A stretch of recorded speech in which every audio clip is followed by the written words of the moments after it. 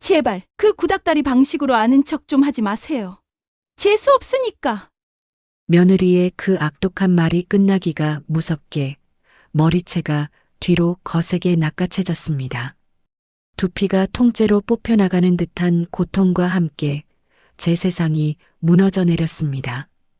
토끼처럼 겁에 질려 파르르 떨고 있는 어린 손주들의 얼굴 너머로 믿을 수 없는 광경이 보였습니다. 제 하나뿐인 아들이 제 목숨과도 같던 첫째 녀석이 배를 잡고 웃고 있었습니다. 하하, 아이고, 우리 마누라 화끈하네. 그 웃음소리를 듣는 순간 제 심장은 산산조각이 났습니다. 아, 저건 내 아들이 아니구나. 내 모든 것을 바쳐 키워낸 아들은 이미 저 자리에 없구나. 그날 그 모멸스러운 웃음소리가 제 남은 인생 전부를 송두리째 뒤흔드는 서막이 될 줄은 저는 그때는 알지 못했습니다. 사연 시작 전에 무료로 할 수 있는 구독과 좋아요를 눌러주시면 제게 큰 힘이 됩니다. 이 모든 일이 터지기까지 그리 오랜 시간이 걸리지 않았습니다. 아니, 어쩌면 아주 오래전부터 골마 터질 상처였는지도 모릅니다. 제 인생이 이토록 처참하게 무너져 내리기 시작한 그날의 풍경이 저는 아직도 어제 일처럼 생생합니다. 하늘에 구멍이라도 뚫린 듯 비가 쏟아지던 날이었습니다. 30년 넘게 제 몸뚱이와도 같았던 식당, 순잔의 밥상에 간판을 내리던 날이었지요. 남편과 함께 맨주먹으로 시작해 온 동네 사람들이 인정하는 맛집으로 키워낸 내 자식 같은 곳이었습니다. 남편이 저 세상으로 가고 혼자서도 꿋꿋이 지켜냈건만 이제는 아들 내외에게 모든 것을 물려주고 뒤로 물러나야 할 때였습니다. 어머니, 이제 힘드시잖아요. 저희가 더 크게, 더 세련되게 키워볼게요. 아들 민준이는 번듯한 계획서를 내밀며 저를 설득했습니다.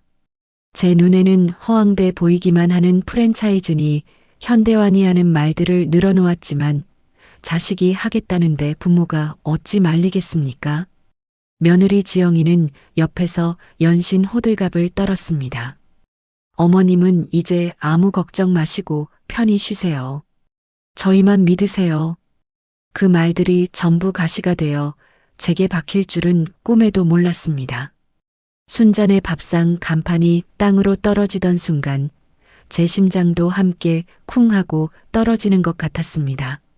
그 자리에는 번쩍이는 영어로 된 새 간판이 내걸렸지요. 그날 이후 저는 제 식당의 주인이 아닌 식당 구석에 딸린 작은 쪽방에 사는 늙은 군 식구가 되었습니다. 제가 사는 방은 예전에 남편과 함께 쓰던 창고를 개조한 곳이었습니다. 창문 하나 없는 그 작은 공간에는 낡은 장롱과 제 손때 묻은 옛날 물건들만 가득했습니다.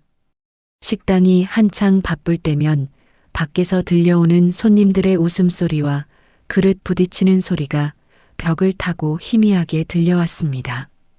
그 소리를 들을 때마다 저는 마치 유령이라도 된 기분이었습니다. 저곳은 분명 내 세상이었는데 이제 나는 그 세상 밖에 있었습니다. 아침 일찍 눈을 뜨는 것은 제 평생의 습관이었습니다. 남편이 살아있을 때부터 동이 트기도 전에 일어나 육수를 올리고 장을 담그는 것이 제 하루의 시작이었지요. 식당을 물려준 후에도 그 습관은 쉬이 사라지지 않았습니다. 그날도 어김없이 새벽에 일어나 주방으로 향했습니다. 텅 빈 주방에 들어서자 익숙한 된장 냄새와 함께 서늘한 공기가 저를 감쌌습니다. 어제 며느리가 어질러 놓고 간 주방을 조용히 정리하고 있는데 잠이 덜 깬 며느리가 나왔습니다. 어머님, 이 시간에 여긴 어쩐 일이세요? 사람 놀라게. 날카로운 목소리였습니다. 마치 도둑이라도 잡았다는 듯한 그 눈초리에 제 어깨가 저도 모르게 움츠러들었습니다. 그냥 잠이 일찍 깨서 나왔다. 주방이 좀 어지럽기에 제가 알아서 할게요. 어머님은 이제 이런 거 신경 쓰지 마시고 푹 주무세요. 푹 주무시라는 그 말이 제발 이 주방에 얼씬도 하지 말라는 말처럼 들리는 것은 제 자격지심 때문이었을까요? 며느리는 보란 듯이 제가 막 닦아놓은 조리대에 행주를 툭 던지고는 인상을 쓰며 냉장고 문을 열었습니다. 식당의 명성은 제가 수십 년간 연구해서 만든 비법 양념장 덕분이었습니다. 남편 말고는 아무에게도 알려주지 않은 제 인생의 자부심이었지요. 아들에게 식당을 물려주면서도 그 양념장만큼은 제 손으로 직접 만들었습니다. 그런데 며느리는 그것마저도 못마땅한 모양이었습니다. 어머님, 그 양념장 그냥 저희한테 알려주시면 안 돼요? 언제까지 어머님 손만 빌려요. 손님들은 맛이 변했다고들 하는데 혹시 어머님이 예전처럼 안 만드시는 거 아니에요? 가슴에 비수가 날아와 박혔습니다. 맛이 변했다니요. 제 인생을 바쳐 지켜온 맛인데 제 손맛을 의심하는 저 아이의 말이 믿기지가 않았습니다. 얘야, 그건 그렇게 쉽게 만들 수 있는 게 아니야. 하루 이틀에 되는 게 아니란다. 아유, 됐어요. 무슨 비밀이라고 그렇게 싸고 도세요? 요즘 인터넷 찾아보면 레시피가 얼마나 많은데요. 제가 어머님보다 더 맛있게 만들 수도 있어요. 그렇게 큰 소리치던 며느리는 며칠 동안 주방에서 무언가를 끓이고 조리더니 결국 이도 저도 아닌 이상한 덩어리만 만들어내고는 짜증을 냈습니다.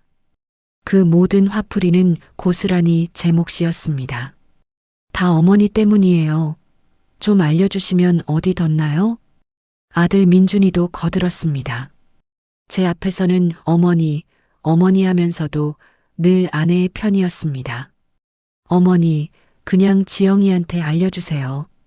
자꾸 어머니가 주방에 드나드시니까 직원들도 껄끄러워하고 지영이도 자기 식당이라는 생각이 안 드는 모양이에요. 자기 식당이라니. 제 피와 땀이 서린 이곳이 어느새 온전히 저들의 것이 되어 있었습니다. 저는 그저 눈엣 가시 같은 존재일 뿐이었습니다. 그날 저녁이었습니다.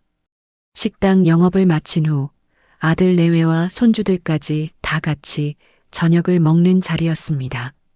낮에 단골 손님 한 분이 제게 따로 와서 역시 옛날 사장님 손맛이 그립다고 한 말이 화근이었습니다. 그 말을 전해 들은 며느리의 얼굴은 이미 시커멓게 죽어 있었습니다. 밥상머리에서 며느리는 사사건건 제게 시비를 걸었습니다.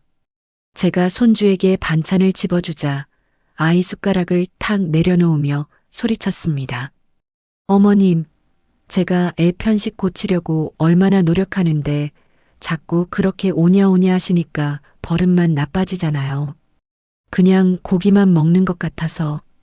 애 키우는 건 제가 알아서 할 테니 제발 좀 가만히 계세요. 어머님 옛날 방식은 이제 안 통한다고요. 참아야 한다. 참아야 한다. 속으로 되뇌었습니다. 자식들 앞에서 어미가 며느리와 싸우는 꼴을 보일 수는 없었습니다. 제가 입을 닫고 가만히 있자 며느리는 더욱 기세등등해졌습니다. 그리고 제발 그 구닥다리 방식으로 아는 척 좀 하지 마세요. 재수 없으니까. 그 순간 제 안에서 무언가 툭 하고 끊어지는 소리가 들렸습니다. 그리고 잠시 후 저는 바닥에 나뒹굴고 있었습니다. 제 머리채를 움켜쥔 며느리의 악독한 얼굴과 그것을 보며 배를 잡고 웃는 아들의 모습이 슬로우 모션처럼 눈에 박혔습니다. 아, 내 인생이 여기서 끝나는구나. 바닥에 차가운 기운이 등줄기를 타고 올라왔습니다. 그런데 이상하게 눈물이 나지 않았습니다. 대신 화라산처럼 들끓던 속이 차갑게 식어내리는 것이 느껴졌습니다. 온몸에 피가 얼어붙는 것 같았습니다. 그 순간 저는 깨달았습니다. 저 웃음소리는 제 아들의 것이 아니었습니다. 제 인생을 통째로 집어삼킨 왼수, 악마의 웃음소리였습니다. 그리고 저는 그 악마를 제 손으로 직접 키워냈다는 사실을요. 그날 밤 저는 제 방에 틀어박혀 뜬 눈으로 밤을 새웠습니다. 창문 없는 방 안에서 저는 제 인생 전부가 담긴 낡은 수첩 하나를 꺼내 들었습니다. 그 안에는 남편과 함께 개발했던 비법 양념의 모든 과정과 함께 잊고 살았던 어떤 이름 하나가 적혀 있었습니다. 그 이름 위로 제 뜨거운 눈물 대신 차가운 결심이 뚝 하고 떨어졌습니다. 밤새 온몸을 짓누르던 악몽에서 깨어난 아침, 세상은 아무 일도 없었다는 듯 고요했습니다. 하지만 제 세상은 이미 송두리째 무너져 내린 후였지요. 머리채를 잡혔던 두피의 통증보다 아들의 그 웃음소리가 귓가에서 떠나지 않아 밤새 잠을 설쳤습니다. 예전 같았으면 서러움에 밤새 울었을 테지만 이상하게 눈물 한 방울 나지 않았습니다. 눈물샘이 말라버린 건지 아니면 제 마음이 돌덩이처럼 굳어버린 건지 저조차 알 수 없었습니다. 느릿느릿 몸을 일으켜 방문을 열자 거짓말처럼 평온한 아침 풍경이 저를 맞았습니다. 식탁에서는 아들 내외가 손주들의 밥을 챙기며 웃고 떠들고 있었습니다. 어젯밤 제 머리채를 잡고 악을 쓰던 며느리도 그걸 보며 박장대소하던 아들도 그 자리에 없었습니다. 마치 다정한 부모의 탈을 쓴 다른 사람들 같았지요. 저를 발견한 며느리가 아무렇지 않게 입을 열었습니다. 어머니, 일어나셨어요? 어제는 저희가 좀 과했죠? 민준 씨가 하도 옆에서 부추겨서 저도 모르게 그만. 기가 막혔습니다. 제 탓이 아니라 남편 탓이라는 교활한 변명. 아들 녀석은 그저 어깨를 으쓱하며 말했습니다. 부부싸움은 칼로 물베기라잖아요. 지영이가 원래 좀 화나면 앞뒤 안 가리는 성격이라 그래요. 어머니가 이해하세요. 이해라니요. 제 평생을 바쳐 키운 아들의 입에서 나온 말이라고는 믿을 수가 없었습니다. 그들은 사과를 하는 것이 아니었습니다. 어젯밤에 폭력을 없던 일로 만들고 오히려 제가 이해심 없는 늙은이인 양 몰아가고 있었습니다. 저는 아무 대답도 하지 않았습니다. 무슨 말을 할 수 있었을까요?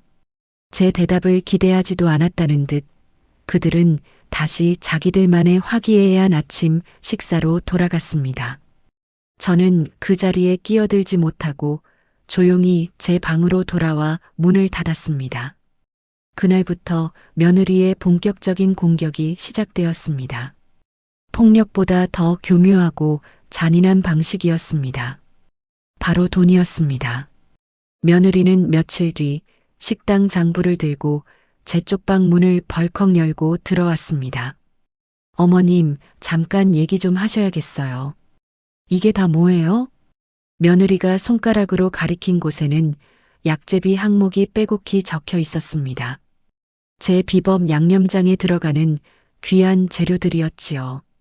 지리산 깊은 곳에서만 나는 약초부터 몇 년을 말리고 숙성시켜야 하는 귀한 버섯까지 남편과 제가 전국을 헤매며 찾아낸 우리 식당 맛의 근본이었습니다. 그건 양념장에 들어가는 것들인데 왜 그러느냐? 왜 그러느냐고요? 어머니, 요즘 장사가 얼마나 힘든데 이런 데다 돈을 이렇게 쓰세요? 인터넷 보니까 이런 거 반값도 안 되는 중국산 널렸어요. 굳이 이렇게 비싼 국산만 고집할 이유가 뭐예요? 며느리의 목소리가 쩌렁쩌렁 울렸습니다. 저는 잠시 숨을 골랐습니다. 저 아이는 모르는 것입니다. 저 약재 하나하나가 이 식당의 역사이고 수십 년간 손님들과 맺어온 신뢰이며 돌아가신 남편과 저의 자존심이라는 것을요. 얘야, 음식은 정성이다. 그리고 그 정성은 가장 좋은 재료에서 시작하는 거란다. 손님들 입은 속일 수 없어. 당장은 모를지 몰라도 결국 다 알게 된단다. 아이고, 그놈의 정성. 정성 타령. 지금 시대가 어느 땐데 그런 구닥다리 소리를 하세요? 이건 사업이에요, 사업. 남는 게 있어야죠. 이렇게 밑빠진 독에 물 붓기 식으로 장사하다가는 가게 거덜나요. 며느리는 제 말을 들을 생각도 하지 않았습니다. 제 평생의 신념이 그 아이에게는 그저 돈 나가는 구멍으로밖에 보이지 않는 모양이었습니다. 아들 민준이도 마찬가지였습니다. 어머니, 지영이 말이 맞아요. 좀 효율적으로 가야죠. 옛날처럼 장사하면 망해요. 요즘 손님들 입맛 그렇게 까다롭지 않아요. 대충 흉내만 내도 몰라요. 대충 흉내라니. 제 인생을 통째로 부정하는 그 말에 저는 더 이상 아무 말도 할 수가 없었습니다. 그날 이후 며느리는 보란 듯이 제 양념장 재료 주문을 멋대로 취소하고 시장에서 값싼 중국산 약재들을 사다 놓기 시작했습니다. 저는 그 약재들에는 손도 대지 않았습니다. 며칠 뒤 제 예감은 틀리지 않았습니다. 식당 주방에서부터 역한 냄새가 풍겨왔습니다. 무언가 타고 시큼하게 변질된 냄새. 고개를 갸웃하며 주방에 들어선 순간 저는 경악을 금치 못했습니다. 며느리가 커다란 솥에 정체 모를 검은 액체를 끓이며 낑낑대고 있었습니다. 지금 뭘 하는 거냐?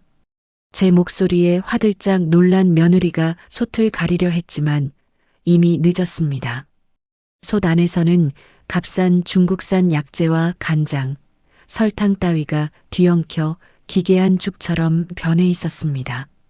며느리가 제 비법 양념을 어설프게 흉내내고 있었던 겁니다. 어머님은 들어오지 마세요. 제가 알아서 한다니까요. 당황한 며느리가 소리쳤지만 저는 속 가까이 다가가 국자로 한술 떠맛을 보았습니다. 혀끝에 닿는 순간 인상이 절로 찌푸려졌습니다. 짜고 달고 쓰고 온갖 맛이 제멋대로 날뛰는 음식이라고는 할 수 없는 끔찍한 맛이었습니다. 이걸 손님상에 내놓을 생각이었니? 제 차가운 물음에 며느리의 얼굴이 울그락불그락해졌습니다. 자신의 실패를 인정하기 싫었던 것이지요. 아직 완성 안 된 거예요. 몇 번 더 해보면 어머님 것보다 훨씬 맛있을 거라고요. 까다로운 국산 재료 없이도 얼마든지 만들 수 있다고요. 그때 주방으로 들어오던 아들이 이 광경을 보고는 혀를 찼습니다. 하지만 그 비난의 화살은 아내가 아닌 제게로 향했습니다. 어머니, 그러니까 진작에 좀 알려주시지 그랬어요. 지영이가 저렇게 고생 안 해도 되잖아요. 그깟 양념이 뭐라고 그걸 그렇게 싸고 두세요? 기가 막혀 말이 나오지 않았습니다. 저들은 자기들의 무능과 탐욕을 전부 제 탓으로 돌리고 있었습니다. 저는 더 이상 저들과 말을 섞고 싶지 않았습니다. 조용히 돌아서서 주방을 나오는데 등 뒤로 며느리의 악에 바친 목소리가 들려왔습니다.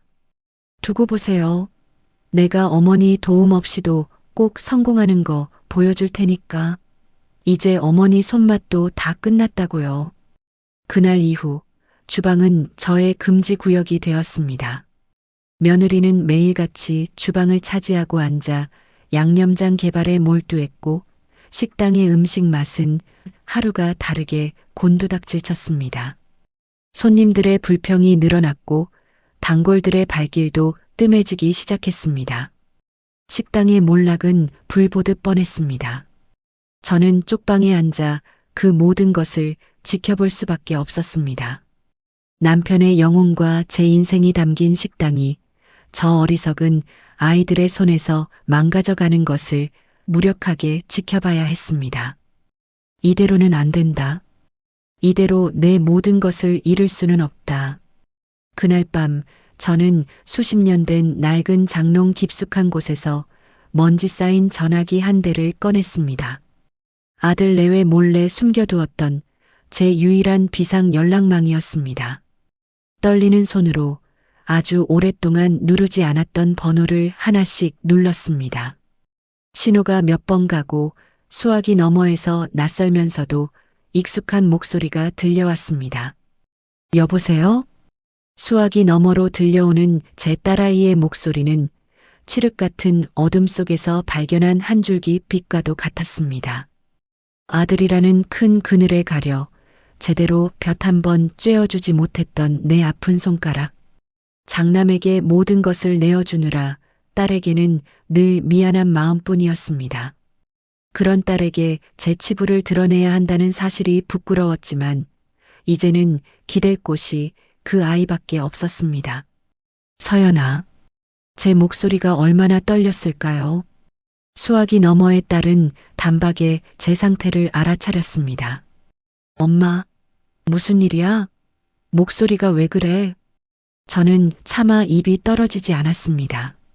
머리채를 잡혔다는 말을, 아들 녀석이 그걸 보고 웃었다는 말을 어찌 제 입으로 하겠습니까? 제가 머뭇거리는 사이 딸의 목소리가 다급해졌습니다. 엄마 말해봐. 오빠나 새언니가 또 무슨 짓 했어? 맞지? 딸은 이미 모든 것을 알고 있다는 듯이 말했습니다. 명절이나 집안 행사가 있을 때마다 아들 내외가 저를 어떻게 대하는지 똑똑한 그 아이가 눈치채지 못했을 리 없지요. 제가 끝내 입을 열지 못하자 딸은 한숨을 쉬더니 단호하게 말했습니다. 알았어. 내가 내일 바로 내려갈게. 아무 걱정 말고 그냥 있어. 알았지, 엄마. 전화를 끊고 나서야 참았던 눈물이 뺨을 타고 흘러내렸습니다. 서러움의 눈물이 아니었습니다. 내 편이 있다는 안도감, 그리고 못난 어미를 위해 단숨에 달려오겠다는 딸에 대한 미안함이 뒤섞인 눈물이었습니다. 다음 날 오후 거짓말처럼 딸이 도착했습니다. 식당 일에는 관심도 없다는 듯 늘 바쁘게 제 앞가림만 하던 딸이었습니다. 그랬던 딸이 제 쪽방 문을 열고 들어서는 순간 저는 와락 아이를 껴안고 말았습니다. 제 품에 안긴 딸의 등이 가늘게 떨리고 있었습니다. 엄마, 왜 이렇게 말랐어? 밥은 제대로 먹고 다니는 거야? 딸은 제 얼굴과 손을 번갈아 만지며 금방이라도 울음을 터뜨릴 것 같은 얼굴을 했습니다. 그 순간 며느리가 날카로운 목소리로 방으로 들이닥쳤습니다. 어머, 아가씨 오셨네요? 연락도 없이 어쩐 일이세요?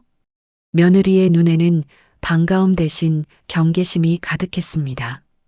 제 딸 서연이는 눈물을 닦고 언제 그랬냐는 듯 차가운 얼굴로 며느리를 마주했습니다. 새언니, 우리 엄마한테 무슨 짓 했어요? 돌직구 같은 질문에 며느리의 얼굴이 굳었습니다.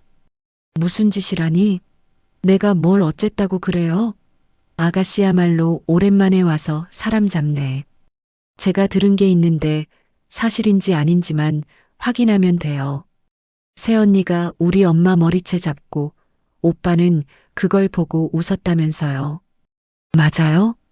서연이의 목소리는 차분했지만 그 안에는 서슬퍼런 분노가 담겨 있었습니다.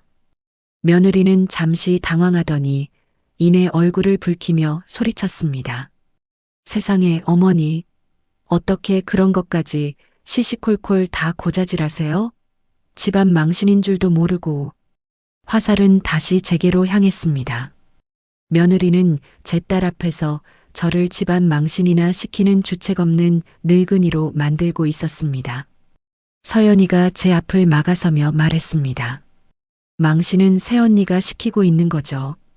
어떻게 어른한테, 그것도 남편을 낳아주신 어머니한테 그런 짓을 할 수가 있어요? 이게 사람 사는 집이에요? 아가씨가 뭘 안다고 그래. 이 집 사정 알기나 해? 매일같이 옆에 붙어서 사는 건 나야. 답답하고 숨 막히는 거 아가씨가 아냐고. 그때 소란을 듣고 아들 민준이가 들어왔습니다. 서연이를 보고는 놀란 기색도 잠시 인상을 찌푸리며 말했습니다. 박서연, 너 여기까진 어쩐 일이냐? 시집가 내가 왜 이렇게 불쑥불쑥 찾아와? 오빠, 이게 오빠가 할 소리야? 엄마가 며느리한테 머리채를 잡혔는데 그걸 보고 웃어? 오빠가 인간이야? 서연이가 울분을 토해냈지만 아들은 눈 하나 깜짝하지 않았습니다. 오히려 귀찮다는 듯 손을 내저었습니다. 아, 시끄럽고. 너야말로 뭘 안다고 와서 난리야. 우리 집 일은 우리가 알아서 해. 넌 빠져. 빠지라고? 엄마가 내 엄마인데 내가 왜 빠져? 오빠는 엄마 아들 아니야? 아, 누가 아니래. 근데 이 식당 주인은 이제 나랑 내 새언니야.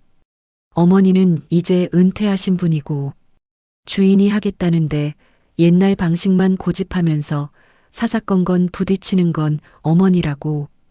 아들의 그 뻔뻔한 말에 서연이는 기가 막혀 말을 잇지 못했습니다.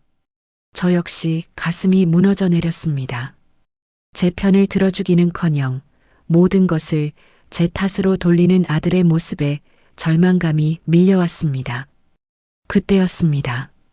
식당 홀에서 직원이 며느리를 불렀습니다. 손님이 음식 맛이 이상하다고 클레임을 걸었다는 것이었습니다. 며느리는 짜증 가득한 얼굴로 홀로 나갔고 저와 서연이 그리고 아들도 그 뒤를 따랐습니다. 홀 한가운데 선 손님은 이 식당의 오랜 단골이었습니다.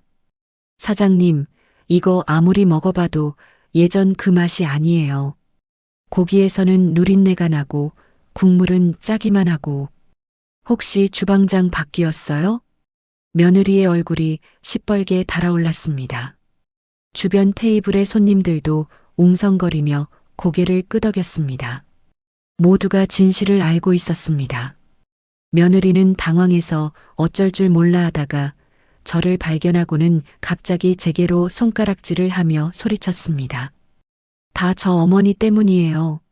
비법 양념을 알려달라고 해도 절대 안 알려주고 재료도 맨날 비싼 것만 쓰려고 하고 제가 식당 살려보려고 이렇게 노력하는데 옆에서 맨날 회방만 놓는다고요.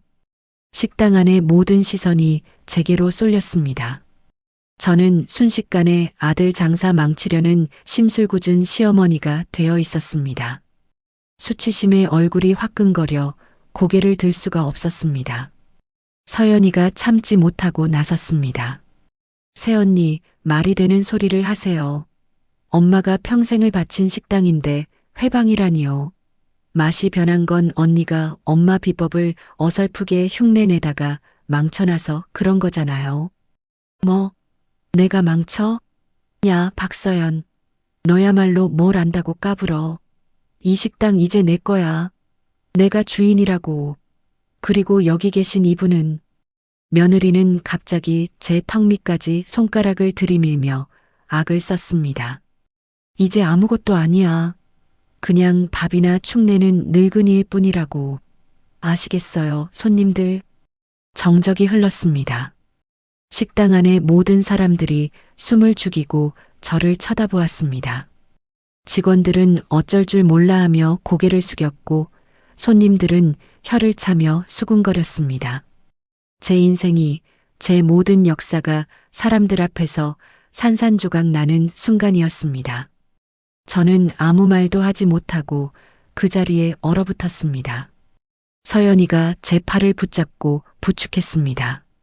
엄마, 가자. 이런 꼴 더는 보지 마. 딸의 부축을 받으며 홀을 빠져나오는 제 등 뒤로 아들의 목소리가 들려왔습니다. 아, 정말 쪽팔려서 장사 못 해먹겠네. 박서연, 너 당장 엄마 모시고 나가. 그 말을 끝으로 저는 완전히 무너졌습니다. 쪽방으로 돌아온 저는 딸의 품에 안겨 한참을 소리내어 울었습니다. 지난 수십 년간 참아왔던 서름과 분노가 한꺼번에 터져나왔습니다. 한참을 울고 난 뒤 저는 젖은 목소리로 딸에게 말했습니다. 서연아, 이대로는 못 죽겠다.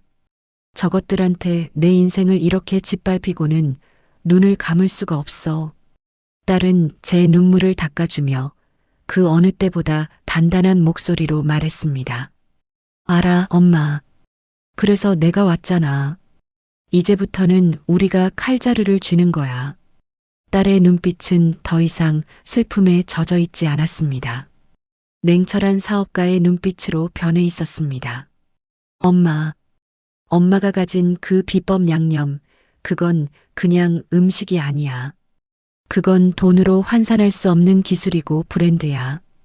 오빠나 새언니는 그 가치를 전혀 몰라. 하지만 나는 알아.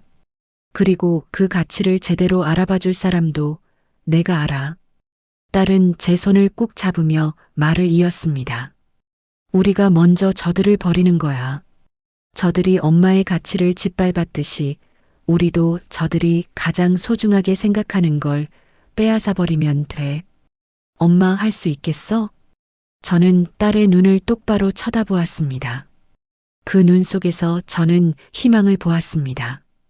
혼자서는 감히 상상도 못할 일이었지만 내 편이 되어주는 딸과 함께라면 두려울 것이 없었습니다.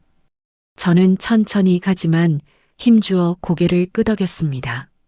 그것은 제 남은 인생을 건 가장 장엄한 전쟁의 시작을 알리는 신호였습니다. 그날 이후 저는 더 이상 울지 않았습니다. 눈물이 메마른 자리에는 얼음장같이 차갑고 단단한 무언가가 들어앉았습니다. 평생을 자식의 성공을 위해 기도하며 살았던 어미의 마음은 간대없고 오직 내 인생을 짓밟은 자들에게 가장 값비싼 대가를 치르게 하겠다는 독한 마음만이 남았습니다. 제 딸 서연이는 그런 제 마음을 누구보다 정확하게 꿰뚫어 보고 있었습니다. 그날 밤 딸은 제 낡은 수첩을 들고 와쪽방의 작은 밥상에 펼쳐 놓았습니다. 남편과 제가 밤을 새워가며 적어 내려갔던 비법 양념의 기록들이었습니다. 엄마, 이건 그냥 레시피가 아니야. 이건 엄마의 역사고 우리 식당의 심장이야. 그런데 오빠랑 새언니는 그 심장을 헐값에 팔아넘기려고 하고 있어. 아니, 이미 반쯤 썩게 만들었지. 서연이의 목소리는 낮고 차분했지만 그 안에는 강철 같은 의지가 느껴졌습니다. 복수는 감정적으로 하면 안 돼.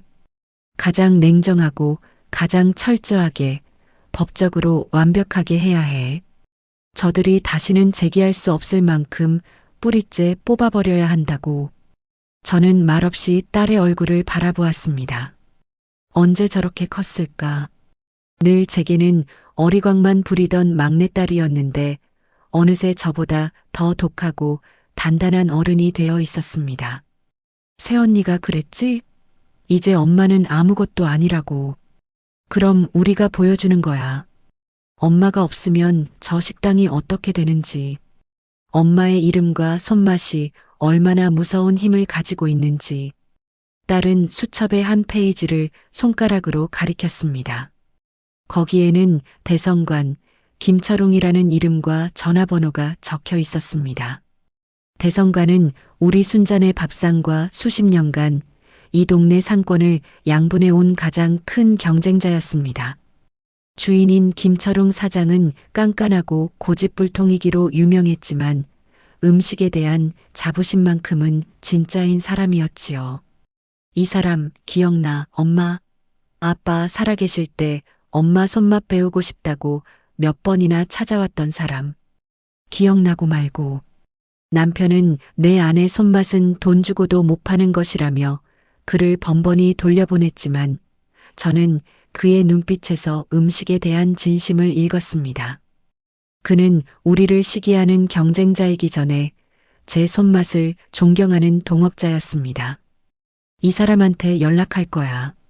엄마의 기술을 우리가 이전하는 거지. 그냥 레시피를 넘겨주는 게 아니야. 순잔의 밥상의 원조 이순자 여사님이 직접 기술을 전수하고 품질을 관리한다는 독점 컨설팅 계약을 맺는 거야. 그게 가능하겠니? 그 사람이 우리 손을 잡을까?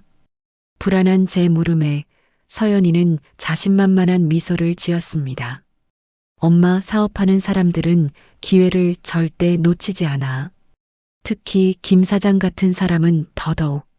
수십 년간 넘보지 못했던 원조의 맛을, 그것도 합법적으로 자기 것으로 만들 기회인데 마다할 이유가 없지.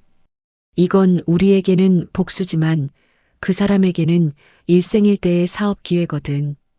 딸의 설명을 듣고 있으니 막막하기만 했던 제 머릿속이 환하게 밝아지는 기분이었습니다. 계약을 맺고 나면 우리는 대대적으로 홍보를 할 거야. 원조의 귀환, 진짜 순잔의 손맛은 이제 대성관에서라고.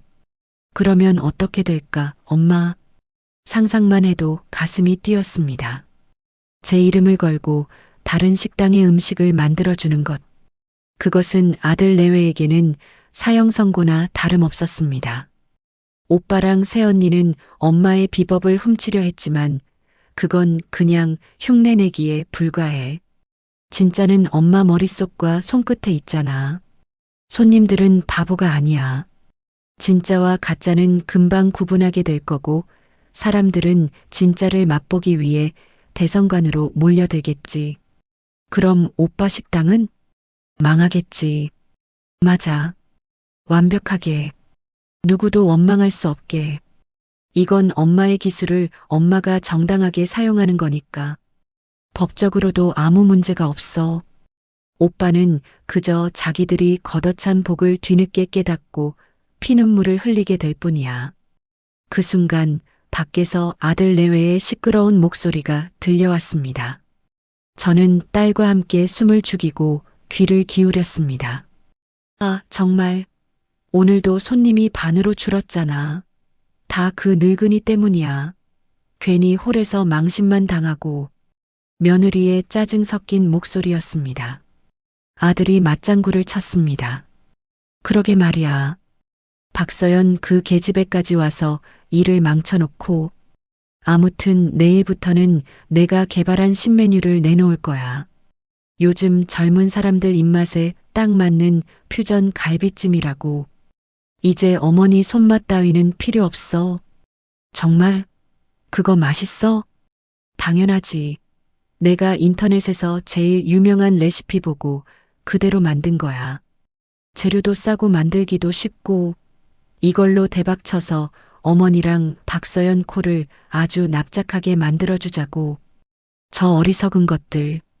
저는 실소조차 나오지 않았습니다. 저것들은 아직도 자신들이 무엇을 잘못했는지, 무엇을 잃어가고 있는지 전혀 깨닫지 못하고 있었습니다. 제 딸 서연이가 제 손을 꽉 잡으며 속삭였습니다. 엄마 들었지? 저 사람들은 기회조차 줄 필요가 없어. 다음 날 서연이는 변호사를 만나고 왔다며 완벽하게 준비된 계약서 초안을 들고 왔습니다. 기술 이전의 범위, 독점 계약 기간, 그리고 가장 중요한 수익 분배까지 한눈에 봐도 저에게 절대적으로 유리한 조건들이었습니다. 엄마는 이제 더 이상 오빠의 그늘 밑에서 눈치 보는 사람이 아니야. 엄마는 이 기술 하나만으로도 평생 떵떵거리고 살 수 있는 권리가 있어. 이건 그 권리를 되찾는 첫걸음이야.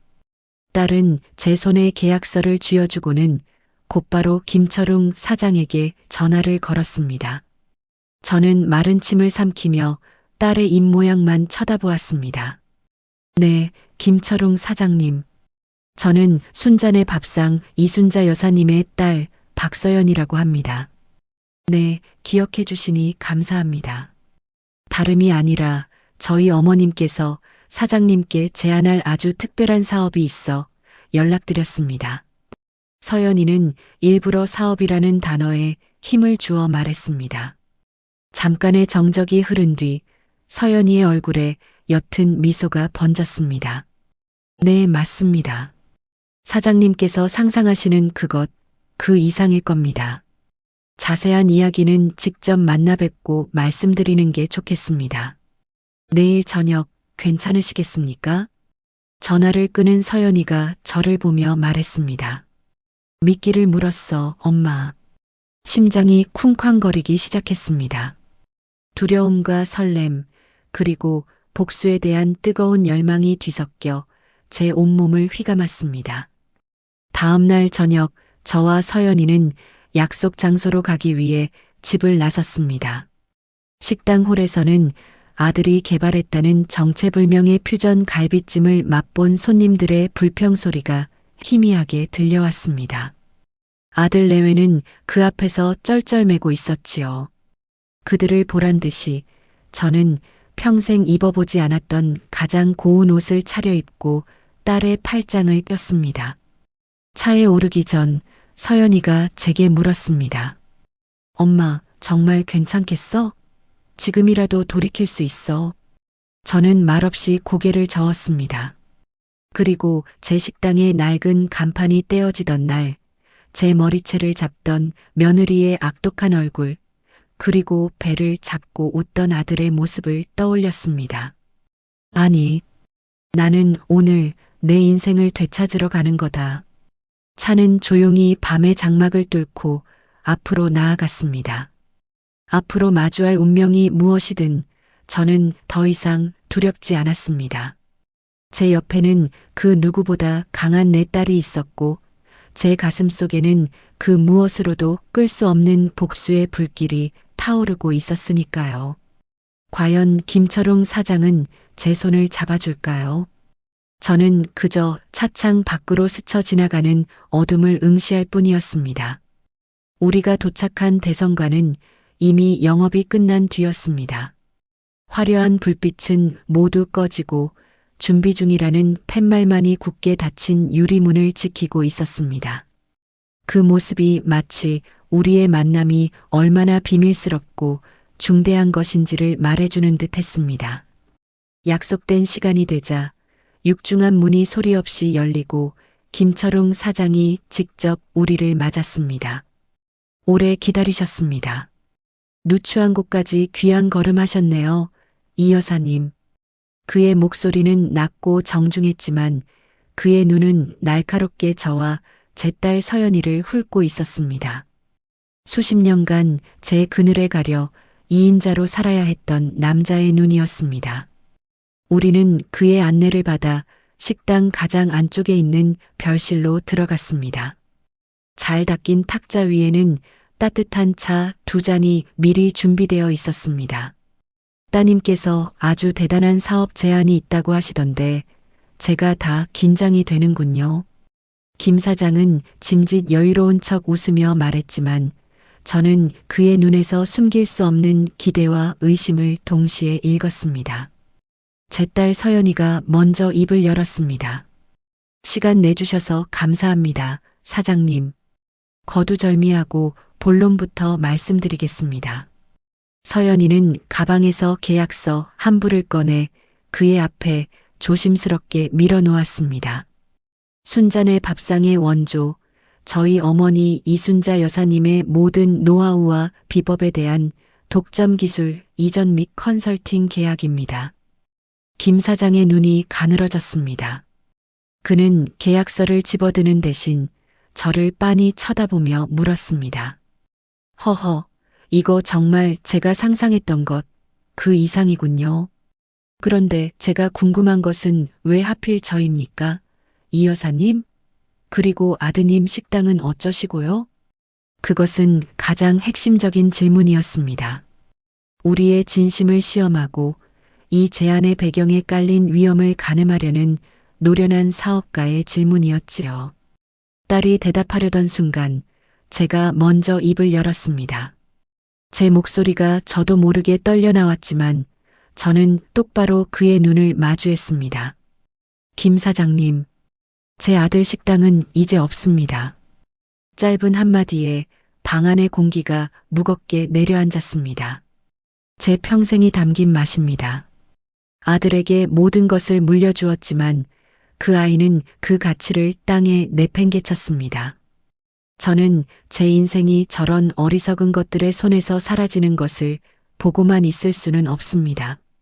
그래서 그 가치를 알아봐 주실 분을 찾아온 겁니다. 제 말에 담긴 한과 분노를 김 사장은 정확히 이해한 듯 했습니다.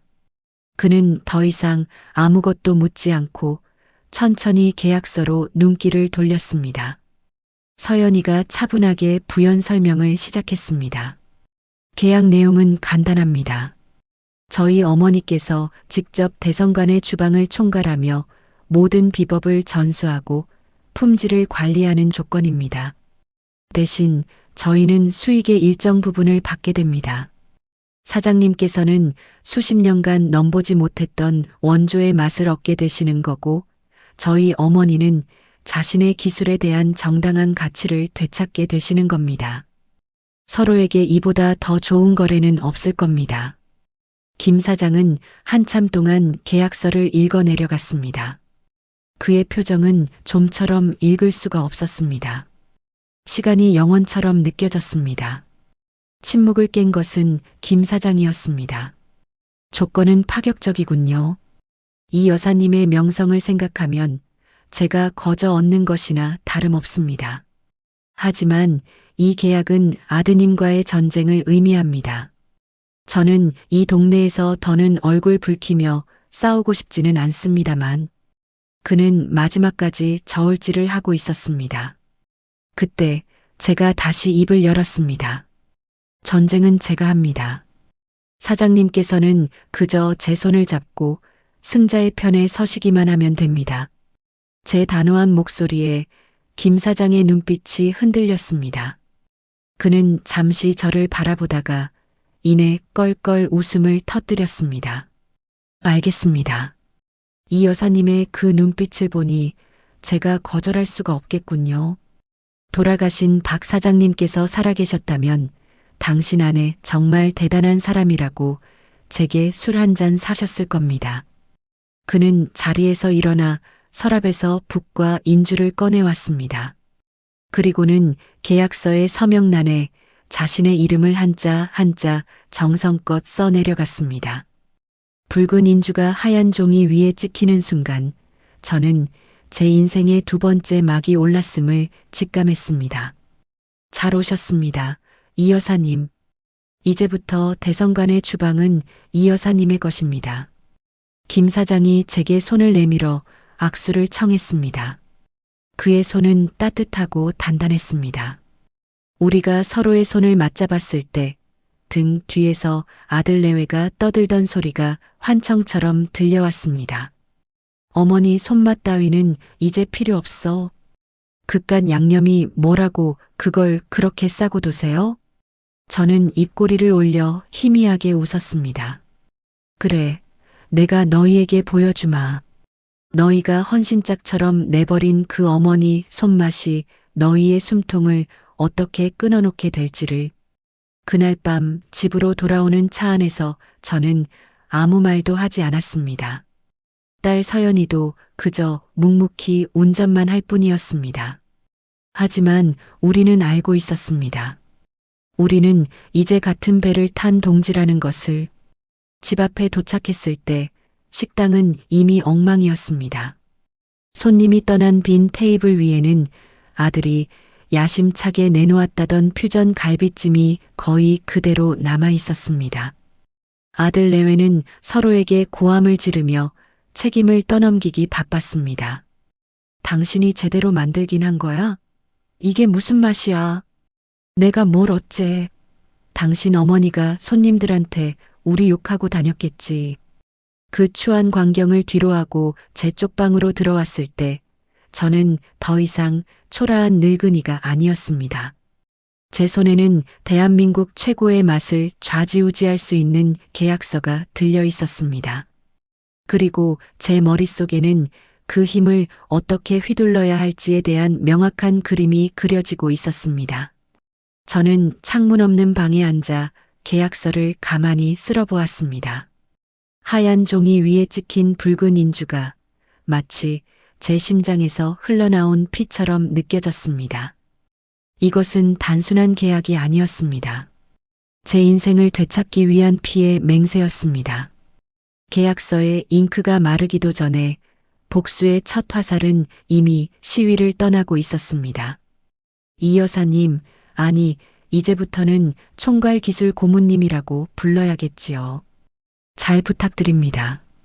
대성관의 김철웅 사장이 아침 일찍부터 식당 문 앞에서 저를 기다리다 허리를 굽혀 인사했습니다. 어젯밤 피의 맹세와도 같던 계약을 맺은 뒤 맞이한 첫 아침이었습니다. 제 뒤에 서 있던 딸 서연이가 제 어깨를 가볍게 두드려 주었습니다.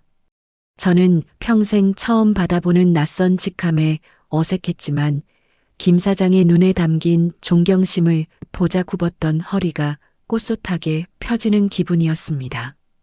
김 사장은 대성관의 모든 주방 직원을 제 앞에 일렬로 세웠습니다. 모두 들으시오. 오늘부터 우리 대성관의 모든 음식 맛은 여기 계신 이순자 고문님께서 직접 책임지실 거요. 고문님의 말씀은 곧 나의 말이니 토달지 말고 무조건 따르도록. 젊은 요리사들의 눈이 휘둥그레졌습니다. 그들의 시선 속에는 놀라움과 함께 전설로만 듣던 장인을 직접 만난다는 경외심이 담겨 있었습니다. 지난 몇 달간 아들 내외에게 구닥다리, 밥 축내는 늙은이 취급만 받던 제가 아니었습니다. 저는 다시 제 이름 석자만으로도 사람들을 긴장시키는 장인 이순자로 돌아온 것입니다. 그 시각 제 딸 서연이는 또 다른 전쟁을 준비하고 있었습니다. 딸은 대형 크레인을 동원해 대성관 건물 외벽에 거대한 현수막을 내걸었습니다. 제 아들 식당에서도 똑똑히 보일 만큼 커다란 현수막이었습니다.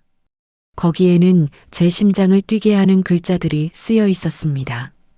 순잔의 밥상, 원조의 귀환, 이순자 여사의 진짜 손맛, 이제 대성관에서 만날 수 있습니다. 그 현수막이 모습을 드러내는 순간 동네가 술렁이기 시작했습니다. 지나가던 사람들은 걸음을 멈추고 현수막을 가리키며 수군거렸습니다. 우리 식당의 몰락을 안타까워하던 단골 손님들은 마치 자기 일처럼 기뻐하며 대성관 앞으로 모여들기 시작했습니다. 물론 이 모든 소동을 제 아들 내외는 까맣게 모르고 있었습니다. 그들은 여전히 식당 안에서 파리만 날리며 서로를 탓하기에 바빴습니다. 손님이 왜 이렇게 없어? 당신이 만든다는 그 퓨전 갈비찜 아무도 안 먹잖아. 시끄러워. 당신이야말로 손님들한테 싹싹하게 굴지를 못하니까 그렇지. 그들의 어리석은 싸움은 한 통의 전화로 끝이 났습니다. 아들의 휴대폰이 찢어질 듯이 울렸습니다. 근처에서 가게를 하는 지인이었습니다. 야, 민준아. 너네 어머니가 대성관으로 옮겼냐? 웬 현수막이 이렇게 크게 걸렸어? 아들의 얼굴이 하얗게 질렸습니다. 무슨 소리야, 그게. 아들은 전화를 끊기가 무섭게 밖으로 뛰쳐나갔고 잠시 후 사색이 되어 돌아왔습니다. 이게 무슨.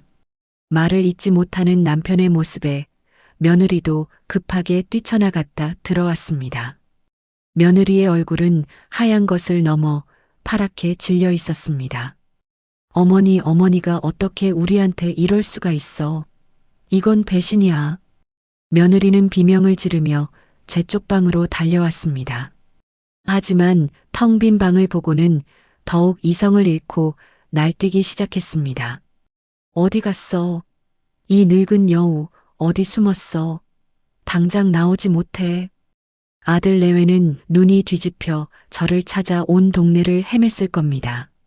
하지만 저는 그때 대성관의 주방 가장 상석에 앉아 제가 직접 공수한 최상급 약재들을 손질하고 있었습니다. 김 사장은 제 옆에서 행여 제가 불편할세라 시중을 들었고 주방의 모든 요리사들은 숨을 죽이고 제 손놀림 하나하나를 지켜보고 있었습니다. 제가 만든 비법 양념이 솥 안에서 뭉근하게 끓어오르자 구수하고 깊은 향이 주방을 가득 채웠습니다. 며느리가 흉내내던 역한 냄새와는 차원이 다른 사람의 마음을 끄는 진짜 배기 맛의 향이었습니다. 모두가 그 향에 취해 감탄사를 터뜨렸습니다. 저는 수십 년 만에 제 자리를 되찾은 왕처럼 제 왕국을 다시 다스리기 시작했습니다. 저녁이 되어 집으로 돌아왔을 때 아들 내외는 지옥에서 온 사자처럼 시커먼 얼굴로 저를 기다리고 있었습니다. 제가 현관에 들어서자마자 아들이 제 앞을 막아섰습니다. 어머니, 이게 대체 무슨 짓입니까? 어떻게 아들 등에 칼을 꽂을 수가 있어요. 저는 아들을 쳐다보지도 않고 피곤하다는 듯 신발을 벗었습니다. 제 그런 태연한 태도에 며느리가 더 길길이 날뛰었습니다. 당신 미쳤어? 우리 가게 바로 앞에다 그런 현수막을 걸어? 우리 다 죽으라는 거잖아. 당장 가서 그거 내리고 김 사장이랑 한 계약 물으라고 해. 당장? 저는 그제야 고개를 들어 그들을 바라보았습니다. 그리고 아주 차갑고 조용한 목소리로 말했습니다. 싫다. 뭐라고? 싫다고 했다. 내가 왜 그래야 하지? 제 대답에 아들 내외는 잠시 말을 잃었습니다. 늘 소리치면 움츠러들고 눈치만 보던 늙은 어머니가 아니었기 때문입니다. 어머니가 어떻게? 아들이 말을 더듬으며 충격에서 벗어나지 못하고 있을 때 뒤따라 들어온 제 딸 서연이가 나섰습니다. 서연이는 들고 있던 서류 가방에서 계약서 사본을 꺼내 그들 앞에 던지듯 내밀었습니다. 오빠, 새언니, 똑똑히 봐. 이건 우리 엄마와 대성관 김철웅 사장님이 맺은 합법적인 독점 기술 컨설팅 계약서야. 여기 엄마 도장, 김 사장님 도장 다 찍혀 있고 변호사 공증까지 완벽하게 끝났어. 아들 내외의 시선이 믿을 수 없다는 듯 계약서에 박혔습니다. 서연이는 계속해서 말을 이었습니다. 이제 우리 엄마는 더 이상 오빠 식당에 딸린 군 식구가 아니야. 엄마는 엄마의 기술로 돈을 버는 어엿한 사업가라고. 그리고 두 사람은 이제 우리 엄마한테 소리 지를 자격도 이래라 저래라 할 권리도 없어. 아니, 애초에 그런 권리는 있지도 않았지. 며느리가 계약서를 와락 움켜쥐고 갈기갈기 찢으려 했지만 서연이가 그 손을 거칠게 쳐냈습니다. 소용없어. 그건 사본이니까. 원본은 변호사 사무실에 안전하게 보관되어 있어. 괜한 짓 하지 마, 새언니. 이제부터는 말 한마디, 행동 하나 전부 법적으로 해결할 테니까. 아들 내외는 아무 말도 하지 못했습니다. 법, 계약서, 변호사. 자기들이 가장 무서워하는 단어들 앞에서 그들은 한낱 어린애처럼 무력해졌습니다. 저는 그들의 얼굴을 마지막으로 한번 쳐다보고는 제 방으로 향했습니다. 등 뒤에서 아들의 절규에 가까운 목소리가 들려왔습니다. 어머니, 제발 이러지 마세요. 우리가 잘못했어요. 저는 걸음을 멈추지 않았습니다. 방문을 닫기 전 저는 나지막이 한마디를 던졌습니다. 너무 늦었다. 방문을 닫자 밖에서 들려오던 모든 소음이 차단되었습니다. 저는 낡은 창고 같던 제 방에 앉아 조용히 눈을 감았습니다. 밖에서는 패배자들의 울음소리가, 제 마음속에서는 승리의 노랫소리가 울려 퍼지고 있었습니다. 이제 시작일 뿐이었습니다. 저들은 이제부터 자신들이 내팽개친 것의 가치가 얼마나 무서운 것인지를 뼈저리게 느끼게 될 것입니다. 대성관의 문이 열리던 날 기적 같은 풍경이 펼쳐졌습니다. 식당 문이 열리기도 전부터 사람들은 밤새 줄이라도 선 듯 골목 끝까지 길게 늘어서 있었습니다. 제가 아들 식당 구석의 쪽방에서 홀대받을 때만 해도 제 인생은 이미 끝났다고 생각했습니다. 하지만 그날 저를 기다리는 사람들의 반짝이는 눈을 보며 깨달았습니다. 제 인생은 끝난 것이 아니라 다시 시작되고 있었다는 것을요. 사장님, 드디어 돌아오셨네요. 이 맛이 얼마나 그리웠는지 모릅니다. 이 진짜 배기 국물 맛. 대성관 안은 순식간에 축제의 장으로 변했습니다. 손님들은 제 손맛이 담긴 음식을 맛보며 울고 웃었습니다.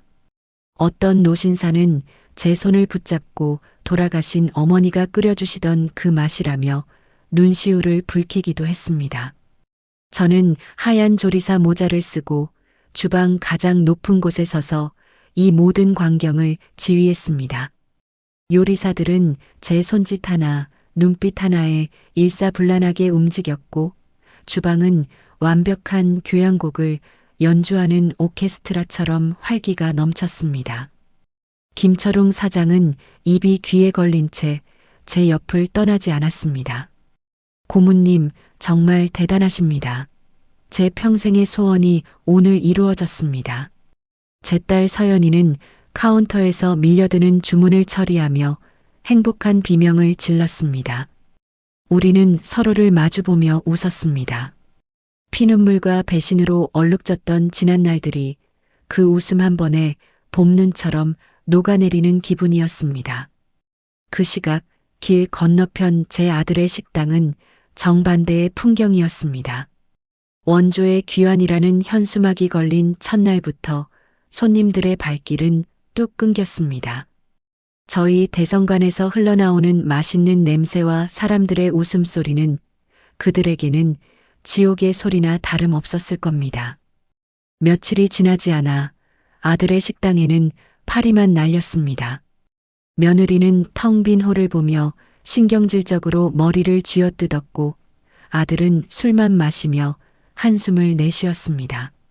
어떻게 이럴 수가 있어. 그제야 그들은 깨달은 것입니다. 자신들이 걷어찬 어머니의 손맛이 단순한 음식이 아니라 식당의 목숨줄 그 자체였다는 사실을요. 결정적인 순간은 일주일 뒤에 찾아왔습니다. 그동안 저를 가장 모욕하고 무시했던 며느리 지영이가 먼저 무너졌습니다.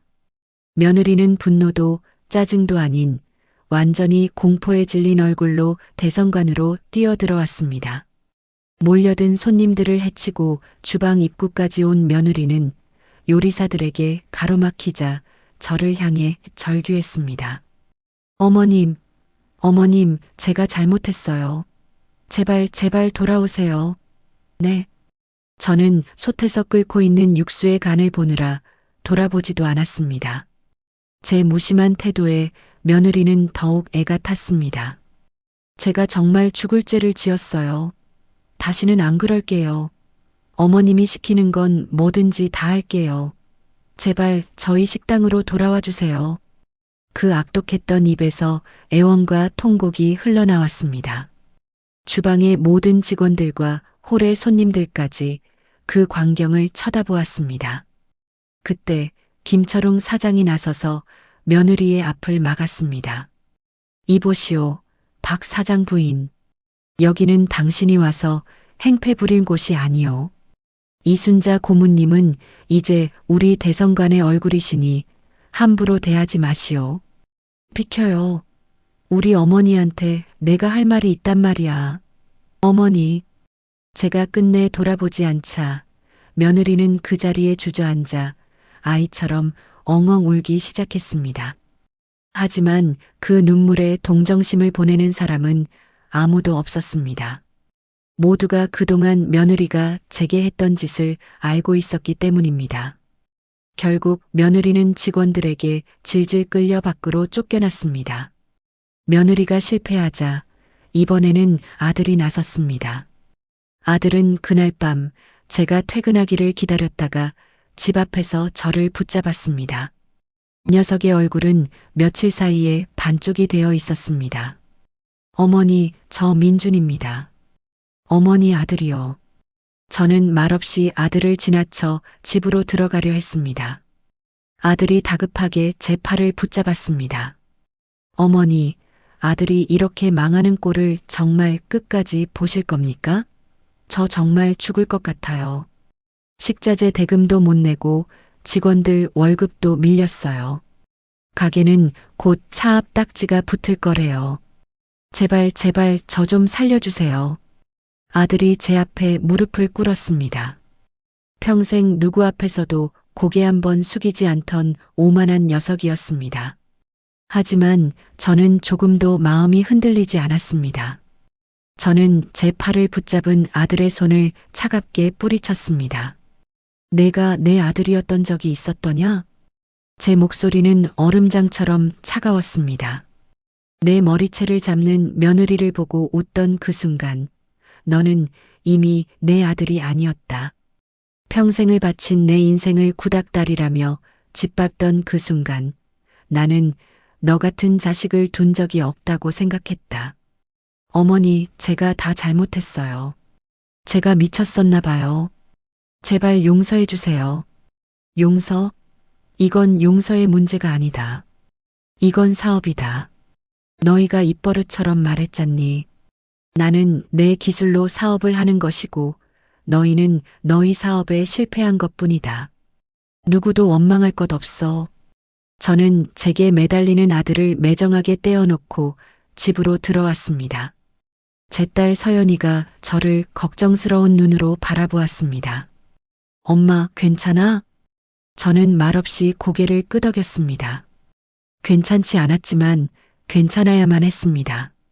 이 복수를 완성하기 전까지는 절대로 무너질 수 없었습니다.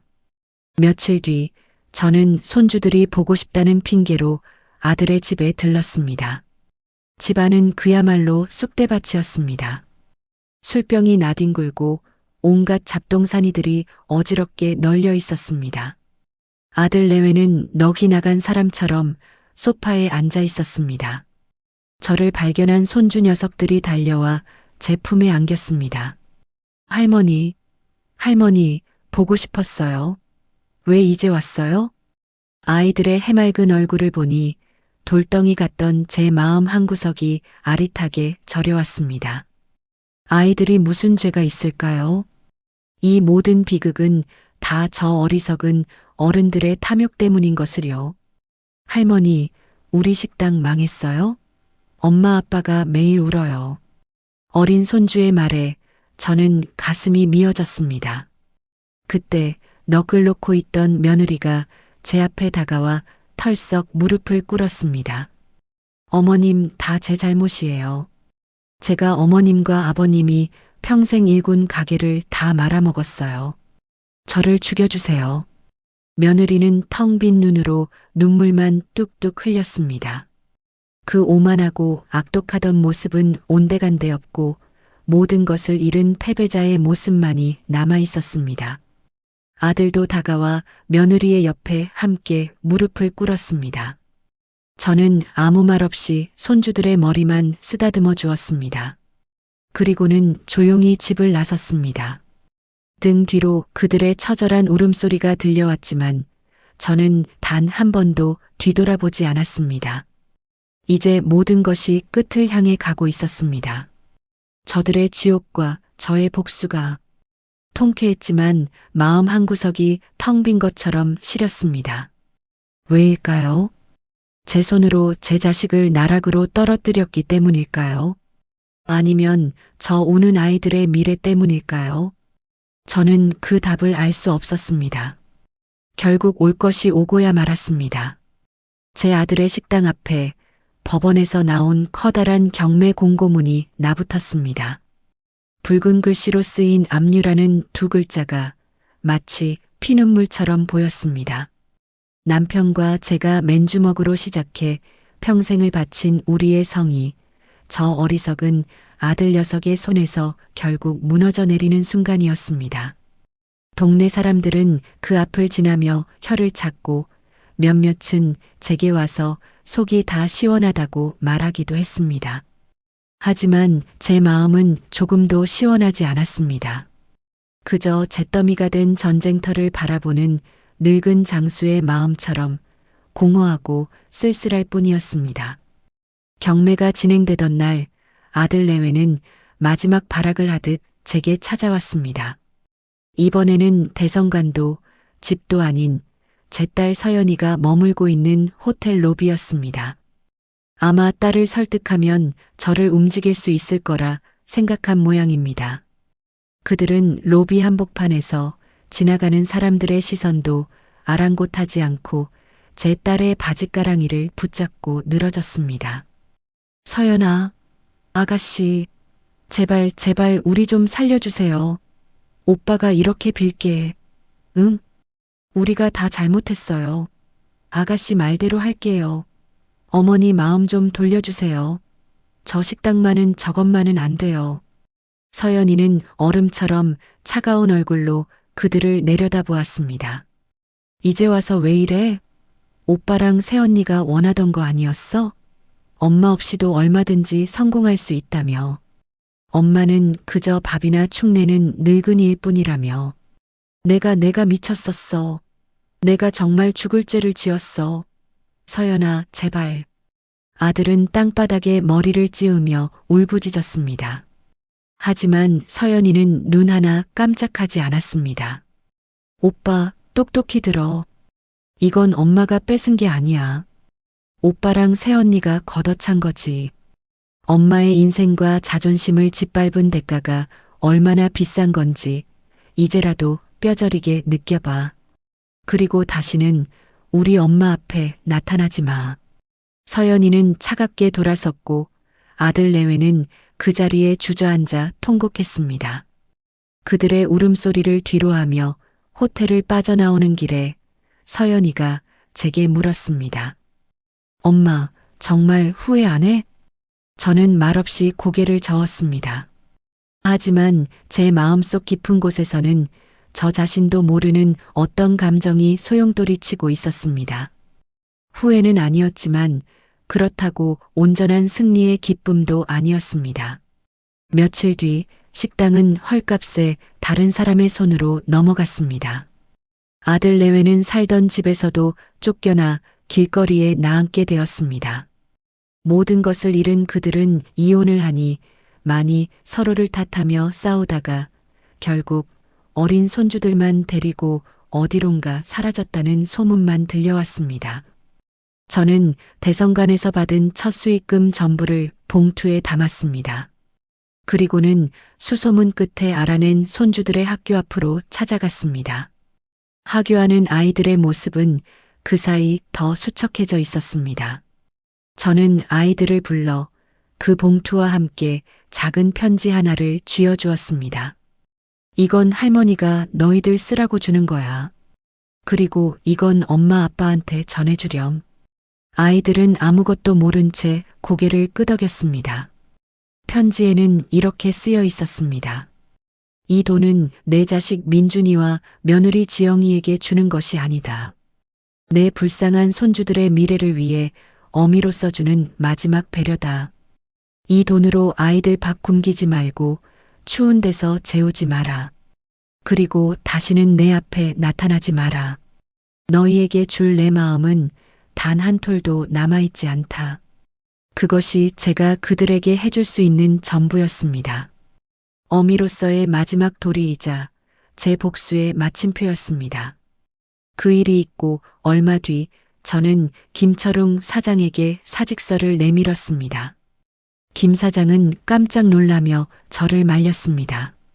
아니, 고모님, 이게 무슨 말씀이십니까? 이제야 우리 식당이 자리를 잡았는데 벌써 떠나시겠다니요. 저는 희미하게 웃으며 말했습니다. 사장님, 저는 제 몫을 다했습니다.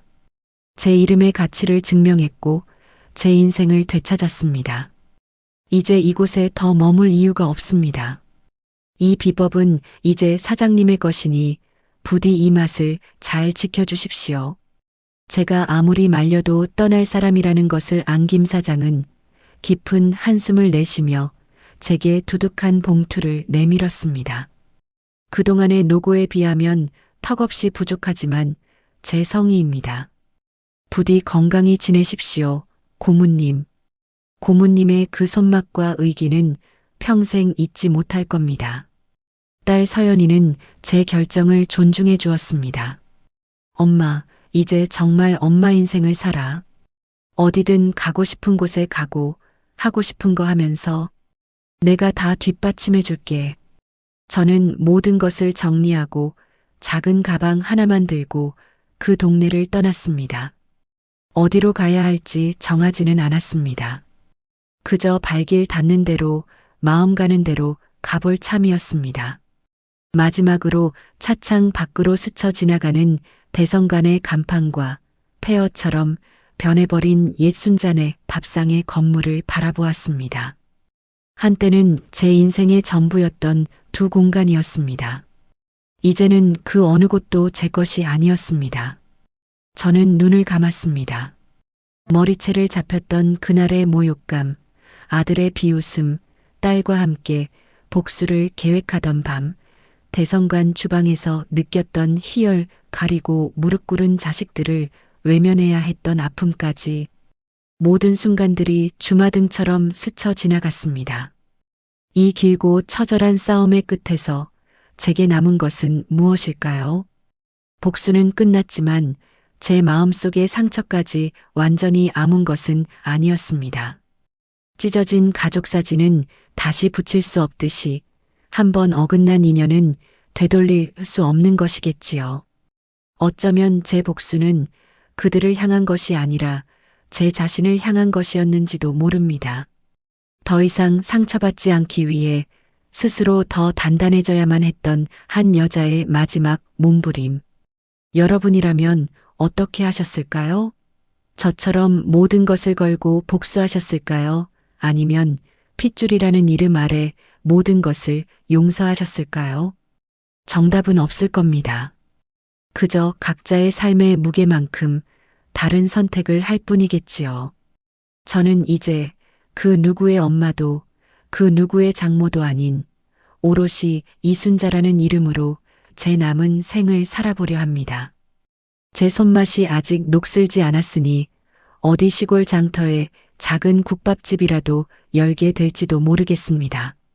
그곳에서는 미움도 원망도 없이 그저 따뜻한 밥 한 그릇에 사람들의 엄마음을 녹여주고 싶습니다. 그날 찢어졌던 제 마음이 그렇게 다시 붙을 수 있을지는 아직 모르겠습니다. 그저 바람이 부는 대로 그렇게 살아갈 뿐입니다. 이 이야기는 한 어머니의 헌신이 얼마나 위대한지, 그러나 그 헌신이 배신당했을 때 그 마음이 얼마나 차갑고 철저해질 수 있는지를 보여주고 있습니다. 또한 뒤늦은 후회가 얼마나 값비싼 대가를 치러야 하는지, 그리고 복수의 끝에 남는 것이 완전한 승리만은 아닐 수도 있다는 깊은 여운을 남깁니다. 우리네 인생에는 후회되는 순간이 있기 마련입니다. 아들 민준이나 며느리 지영처럼 한순간의 어리석은 탐욕으로 돌이킬 수 없는 강을 건넜을 수도 있고, 어머니 이순자 여사처럼 뼛속 깊은 배신감에 사로잡혀 차가운 복수를 결심했을 수도 있습니다. 하지만 중요한 것은 그 후 우리가 어떤 선택을 하느냐일 겁니다. 과거의 잘못은 돌이킬 수 없지만 남은 미래는 바로 우리의 손에 달려있기 때문입니다. 어쩌면 지금 여러분의 주변에도 뒤늦은 용서를 구하는 누군가가 있을지도 모릅니다. 혹은 여러분 자신이 누군가를 용서해야 할지 아니면 끝내 외면해야 할지 고민의 기로에 서 계실 수도 있겠지요. 오늘 이순자 여사의 이야기가 여러분의 마음에 작은 위로와 용기가 되었기를 바랍니다. 앞으로도 여러분의 마음을 울리는 다양한 이야기로 찾아뵙겠습니다. 여러분의 하루가 따뜻한 위로로 가득하길 바랍니다. 채널 구독과 좋아요도 잊지 말고 부탁드립니다.